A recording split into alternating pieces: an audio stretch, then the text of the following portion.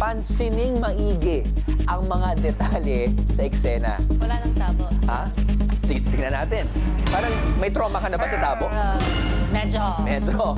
At ibig kapag tama ang sagot mo for this round, makapag-alagay ka sa Weekly Jackpot prize ng 1,000 pesos.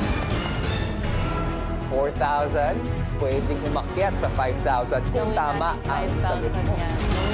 Gawin natin 5,000! Okay, determinado si Ate B ngayon. Basta walang tabo, gawin natin 5,000. Salamat. Parang hanggang mamayang gabi, isipin mo pa rin ng tabo, no? Okay, okay. Tanggalin mo muna yung tabo sa isipan mo at mag-focus tayo dito sa last part. Sa mga katropay naman na may correct answer, dalawa sa inyo ang mananalo ng 1,500 pesos! And of course, manood ng maigi at hanapin ang pie egg na ito dahil ito ang susi para madagdagan ang chances of winning ninyo sa ating Weekly Jackpot prize. Alright, eto na. Ang hard round. Ate B, let's focus, let's watch with Galing.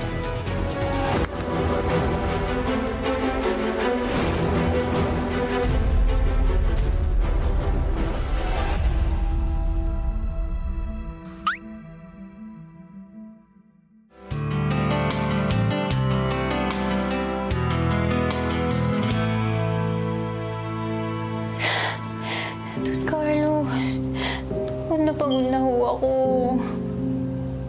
Hindi na ho ako makagalaw dito sa bahay na to kung hindi ho tumitingin sa likod ko. Pagod na ho akong matakot.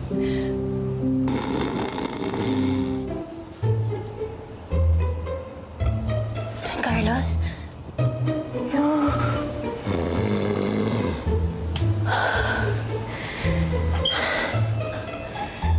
Grabe naman pala mag-sleep. Si Don Carlos. Pag naabutan kitang bata ka, makikita mo. Malapit na dumating yung delivery ni Doña Lavinia.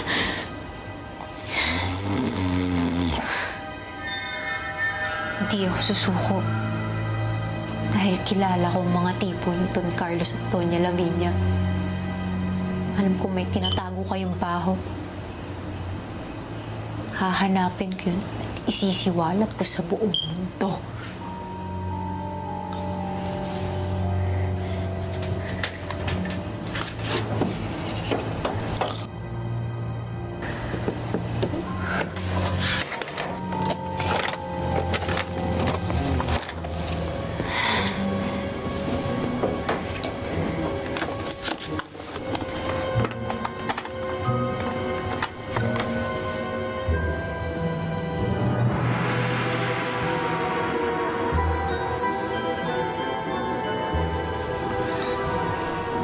Paluluhurin ko ang mga tala.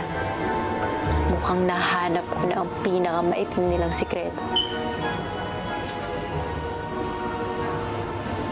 Ito na kasagutan sa mga problema ko. Sa wakas. Sa wakas. Matitigil na rin ang pang-aapi sa akin ni Doña Lavinia at Don Carlos. Dahil nakita ko na yung makeup kit niya.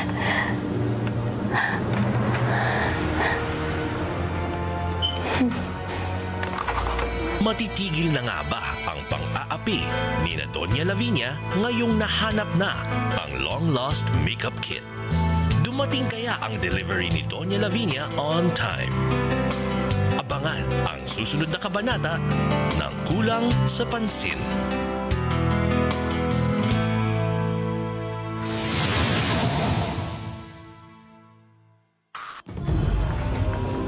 Wala mo yung kanta?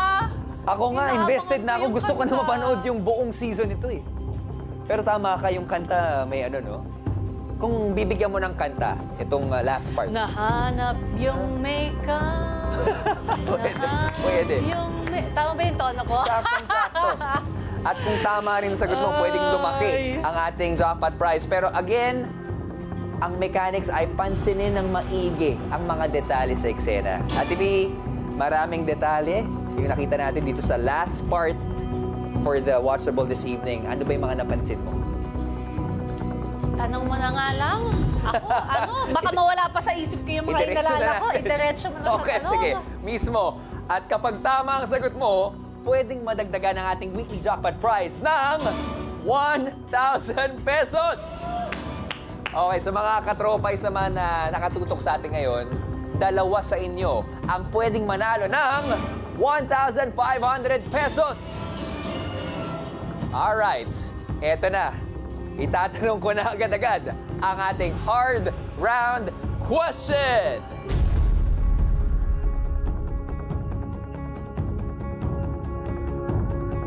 Ano ang date na nakalagay sa picture ni na Don Carlos at Doña Lavinia? Is it A, 12-11-21, B, 11-12-22, C, 21-11-12, D, 22-12-11, or E, none of the above? What you think? Meron lamang kayong 90 seconds para makasagot, and timer starts now!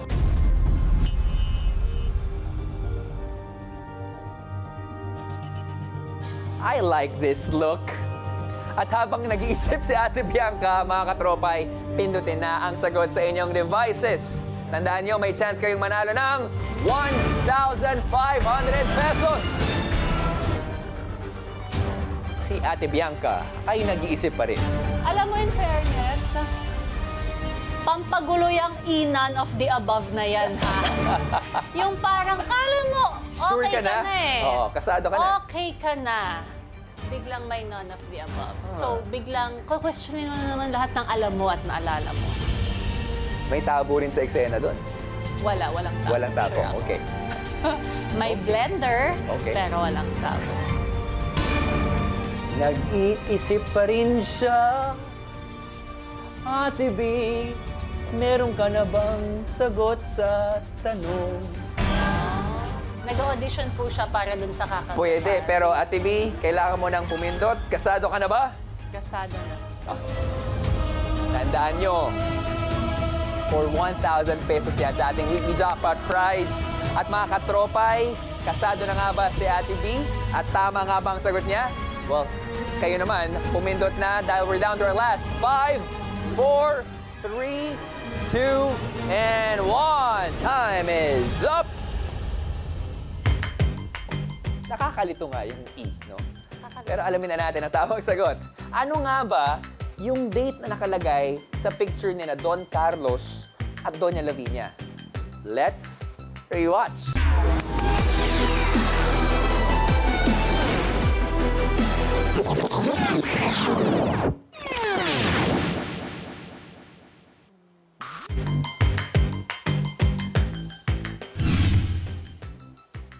At ang tamang sagot ay letter B, 11, 12, 22.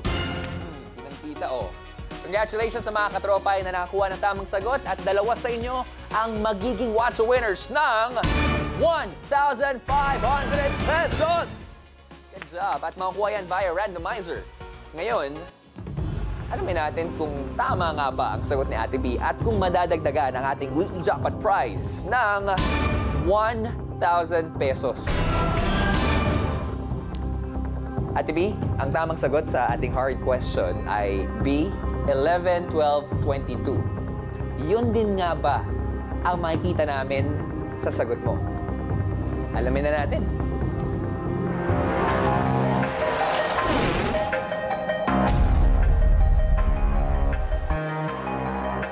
For 1,000 pesos, ang sagot mo ay...